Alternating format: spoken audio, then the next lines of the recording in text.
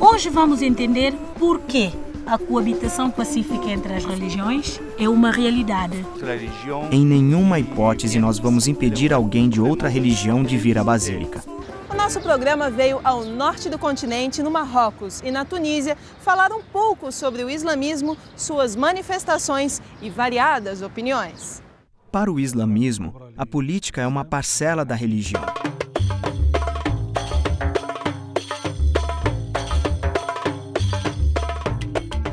No continente africano, a variedade de crenças reflete o espírito religioso de seus habitantes, mas também a tolerância com que aceitam e assumem as igrejas e credos. Estima-se que 40% dos africanos sejam muçulmanos, 32% cristãos e 25% pertencem a religiões tradicionais africanas. Cultuando um ou vários deuses e, em alguns casos, reverenciando espíritos presentes em toda a natureza, africanos de diversas nacionalidades expressam sua religiosidade. É um pouco dessa realidade que você vai conhecer hoje no Nova África.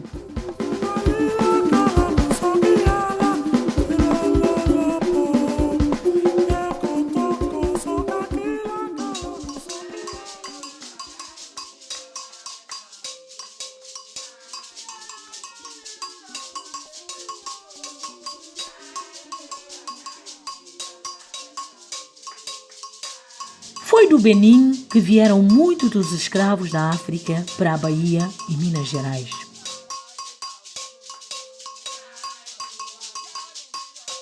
A Porta do Não Retorno é uma homenagem aos milhares de negros cativos que foram levados daqui. O litoral do país chegou a ser conhecido como a Costa dos Escravos. Era um dos mais estratégicos locais de embarque dos negros enviados à América pelos portugueses. A memória daquele tempo está neste prédio histórico. Na cidade do Ouidah, no Benin, se encontra um antigo forte português construído em 1721. Forte São João Batista da Judá servia de depósito de escravos. Transformado em museu histórico pelo governo do Benin, hoje é um patrimônio histórico cultural. As crianças que visitam o museu aprendem sobre o passado de sofrimento de um povo e, com os ensinamentos, tentam construir um novo futuro. O museu recuperou peças que foram levadas pelos escravos. Há também um acervo de fotos que mostram as práticas religiosas originadas no Vodou. O museu pouvait être appelé Musée de l'Esclavage. O museu poderia se chamar Museu da Escravidão, mas nós decidimos chamá-lo de Museu da História, o que acaba sendo a mesma coisa. Nós temos gravuras que contam a história deste período da escravidão. Temos, sobretudo, fotos doadas pelo fotógrafo Pierre Verger, cuja fundação está hoje no Brasil.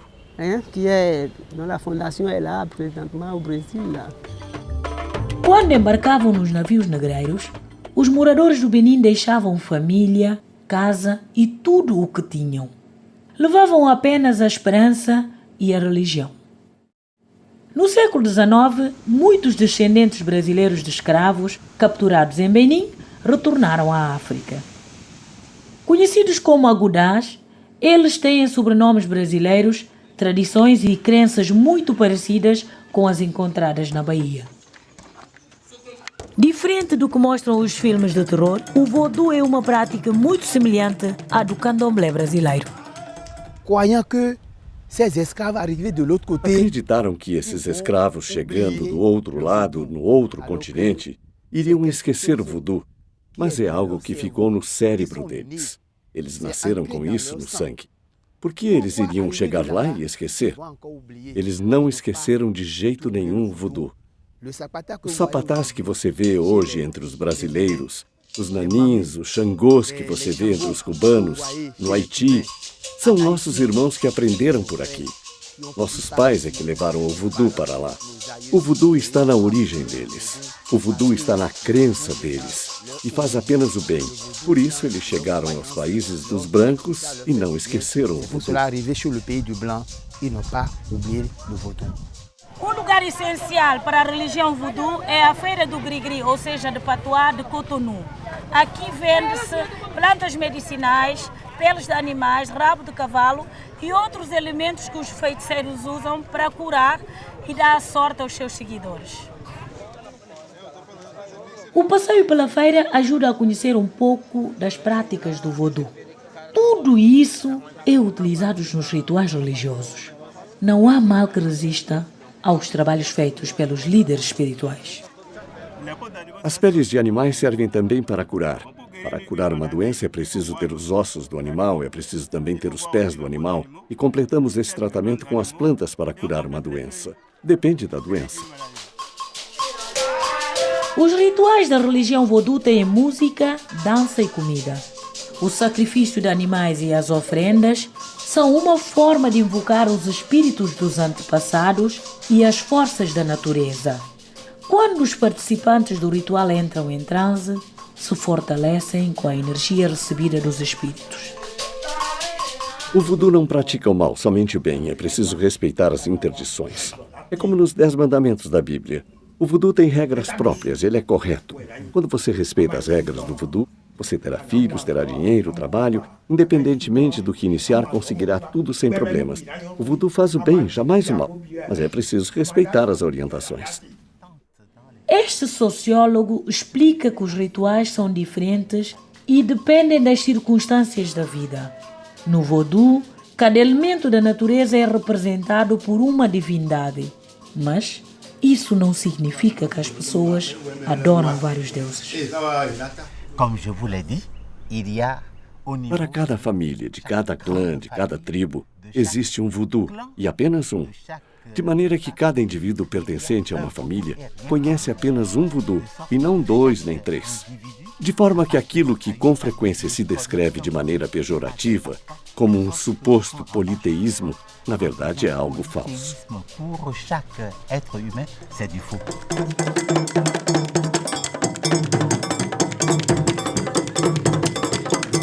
Este grupo musical já fez apresentações em vários países africanos e na Europa para mostrar a autêntica música voodoo.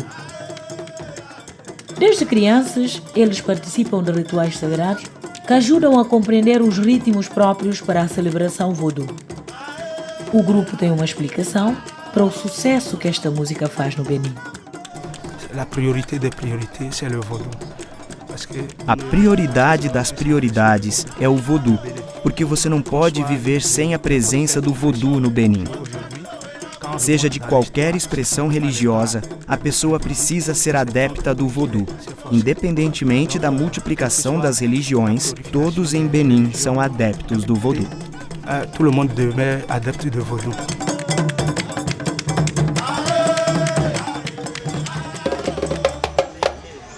No norte da África, o predomínio é de muçulmanos.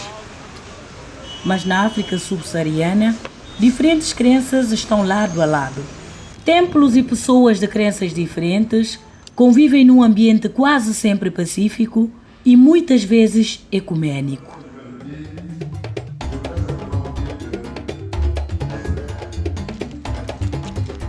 A tolerância religiosa é sagrada na Costa do Marfim. Templos suntuosos dividem espaço com práticas antigas.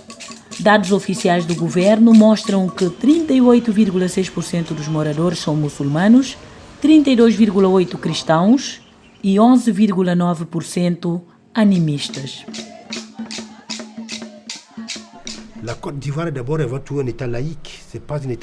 Costa do Marfim é um estado laico.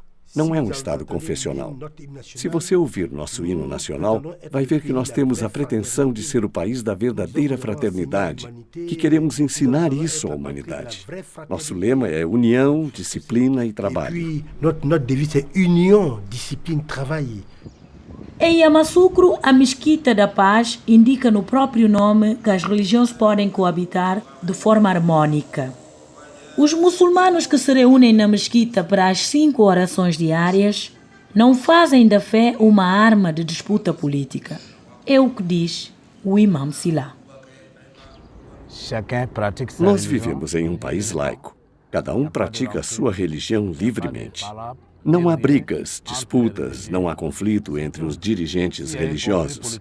Se existe um conflito político, nós nos unimos para resolver e exortar os fiéis para que não haja desordem. Nas ruas da cidade, líderes muçulmanos, católicos e evangélicos se juntam em cartazes para fazer campanha contra a violência. Eles têm um discurso afinado. A paz também dá nome à principal igreja católica. No centro da capital política da Costa de Marfim, encontra-se a basílica mais alta do mundo. Inaugurada pelo Papa João Paulo II, a Basílica Nossa Senhora da Paz é símbolo da fé católica na África. Construída na década de 80, a igreja custou 300 milhões de dólares. É uma réplica da Basílica de São Pedro, no Vaticano. As celebrações podem ser acompanhadas por 7.000 pessoas sentadas e 11.000 em pé. Aqui, tudo foi superdimensionado. A superfície de vitrais é a maior do mundo, 7.400 metros quadrados. O padre Stanislau afirma que a Basílica, um dos pontos turísticos mais importantes do país, recebe pessoas de todas as religiões.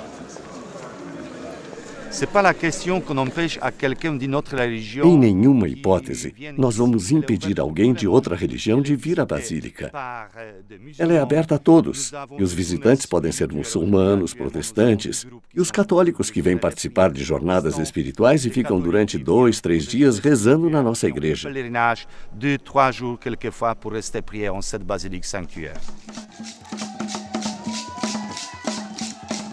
Embora não seja o que revelam as estatísticas oficiais, muitos estudiosos afirmam que o animismo é a religião predominante na Costa do Marfim. O animismo é uma religião ancestral. Já existia bem antes dos colonizadores chegarem à África. Hoje em dia, continua a ser muito praticado pelos marfinenses. As tradições animistas consideram que todos os elementos da natureza podem se manifestar como espíritos. A música aí é bombom. Estão a dizer que os ancestrais estão chegando. Estão chegando.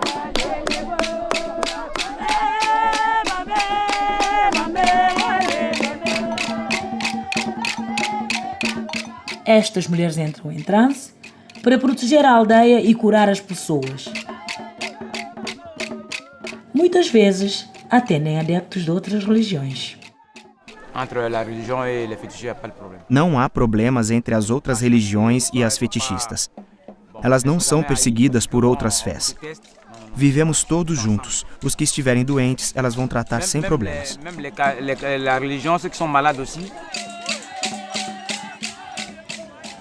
Esta convivência pacífica entre as religiões é motivo de orgulho para os moradores da Costa do Marfim. Não existem problemas entre as religiões na Costa do Marfim. Eu nunca ouvi falar e nunca vi guerras religiosas entre muçulmanos e cristãos. Aqui isso não existe. O que é impressionante é que, às vezes, há manifestações de muçulmanos e alguns se deslocam para rezar com os muçulmanos. E a mesma coisa acontece entre os muçulmanos e as outras religiões. No próximo bloco, você vai conhecer um pouco sobre os hábitos e a fé dos muçulmanos da África. Não perca!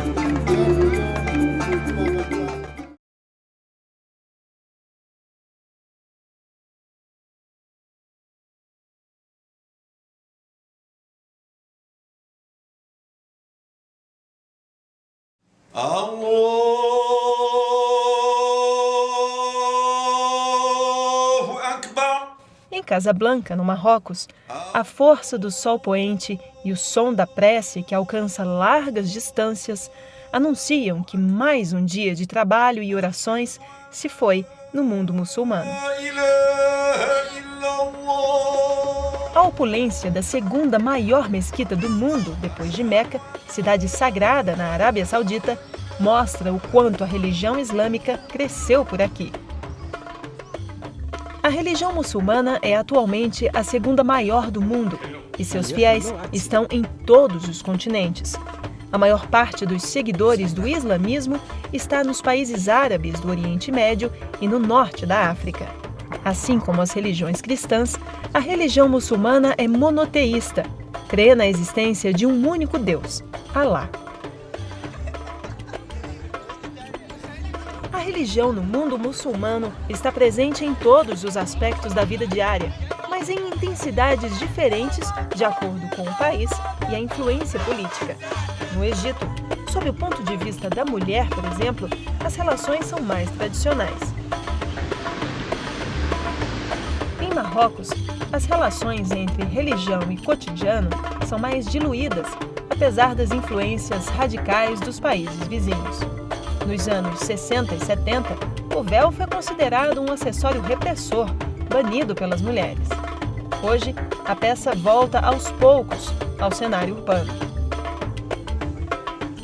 Na Tunísia, um país bastante ocidentalizado, muitos já não vão mais nas mesquitas, nem oram 5 vezes por dia, mas ainda mantêm seus valores vividos em grupo.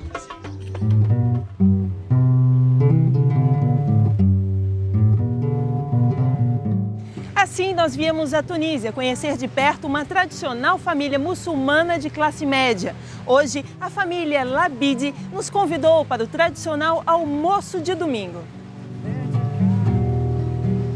Uma oportunidade tanto para conhecermos de perto como a religiosidade se mistura à vida íntima do dia a dia.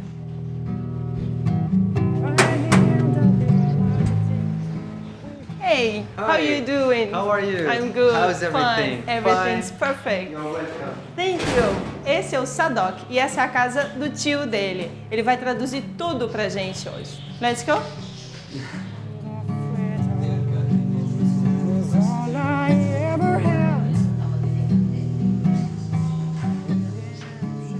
Se eu falo de mim, eu posso dizer que eu sou mais para uma mulher liberada de vários tabus. Em princípio, se a mulher muçulmana recebe alguém na casa dela, deverá ter uma separação entre os homens e as mulheres.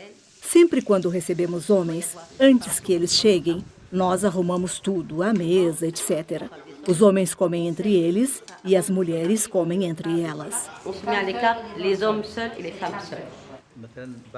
Meu pai tinha um pequeno negócio e usava todo o tempo dele para pensar em religião, para rezar 5 vezes, para ir à mesquita mais frequentemente, até mesmo mais de 5 vezes ao dia, porque ele tinha tempo para isso. Mas hoje em dia, nossas vidas, nosso mundo moderno, com esses valores modernos, as pessoas não têm tempo para rezar 5 vezes ao dia. E nossas crianças estão aos poucos se afastando da religião. Allahu Akbar.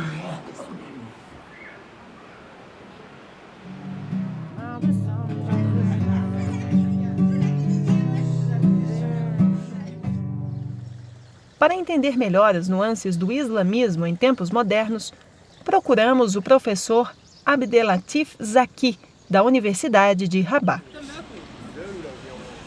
Antes do nosso bate-papo, o Dr. Zaki resolveu nos trazer numa das livrarias mais tradicionais e antigas de Marrakech. É aqui que se fala do Corão e do Islã.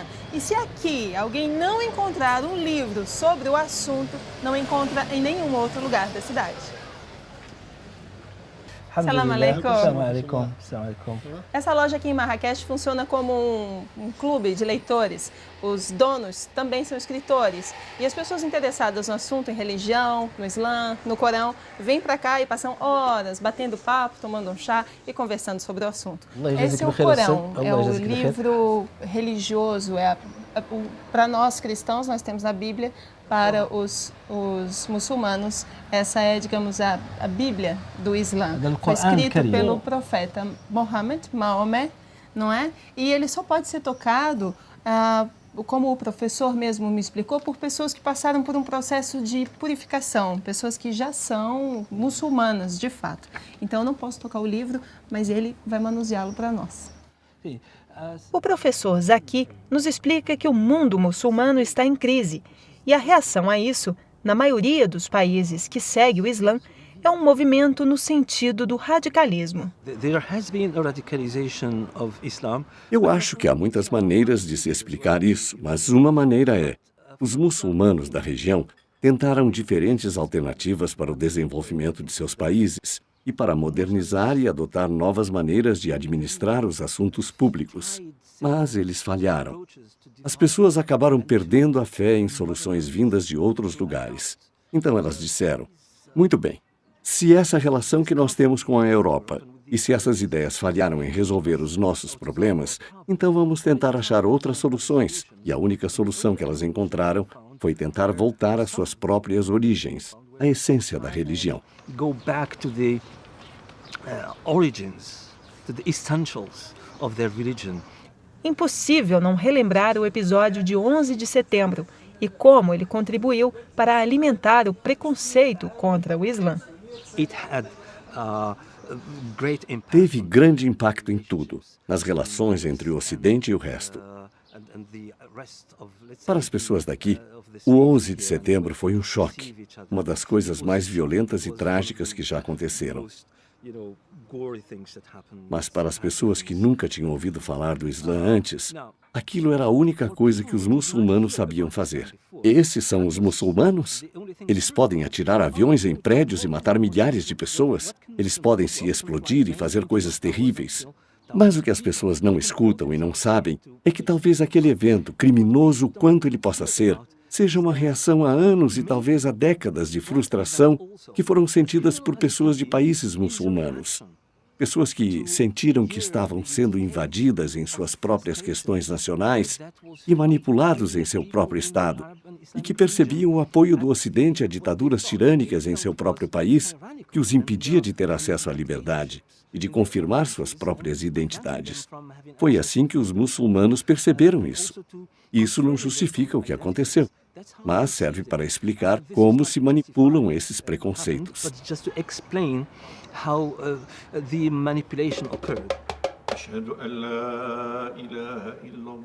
Do alto do minarete, é dele a voz que chama milhares de fiéis 5 vezes ao dia à prece.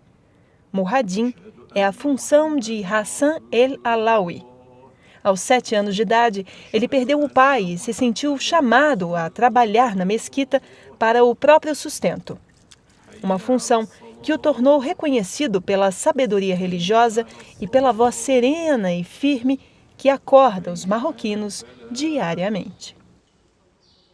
Não há Deus além de Deus, e Deus é o maior. Essas são as palavras que o Muhaddin usa na hora de chamar as pessoas para a oração 5 vezes por dia. La ilaha illallah. Thank you very much. Shukran. Abdel Ghani Bakwasi é professor da Universidade de Marrakech. Ele é um especialista em Islã e fala com o Nova África sobre religião e política. السياسة جزء من الدين الإسلامي كما أن عندنا. Para o islamismo, a política é uma parcela da religião. O Islã é constituído de diferentes aspectos. Existe o dogma, a oração, a adoração, o comportamento, a ética e a política. Todos são partes do islamismo. Por isso, não há diferença entre os dois. No Ocidente é diferente, pois lá se criou uma ideologia de separação entre religião e política. No islamismo, entretanto, esta separação nunca existiu. O que teria pregado o profeta durante sua vida, bem como seus companheiros, outros reis e imperadores, senão a unidade entre política e religião? Resumindo, não há separação entre ambos.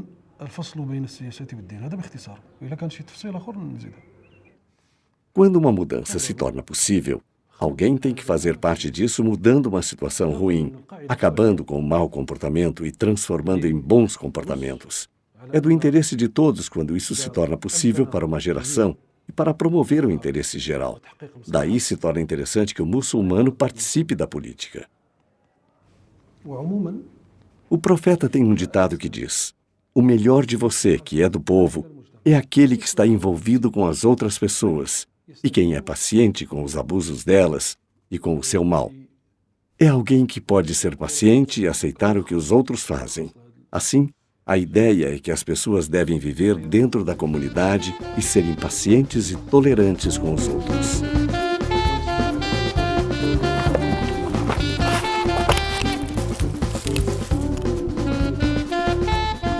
Madlokvo Dlamini é curandeiro entre os Swahili. Ele usa folhas e raízes para curar. Na África, gente como ele conhece centenas de plantas medicinais. Aprendem com os pais, que por sua vez foram ensinados pelos avós. Há os remédios que servem para fortalecer, outros para limpar o corpo. Esse aqui hidrata o organismo. Outros fortalecem os ossos. Para a malária, nós também temos esse alho aqui. Todos esses remédios vêm das matas, como esses aqui. Muitas vezes, curandeiros como Madlokvo usam também os espíritos. Possuídos por poderes ancestrais, eles usam essa habilidade para curar. Para eles, espíritos presentes em animais e objetos podem ajudar pessoas a se livrar de doenças para as quais, muitas vezes, a ciência ainda não encontrou uma cura.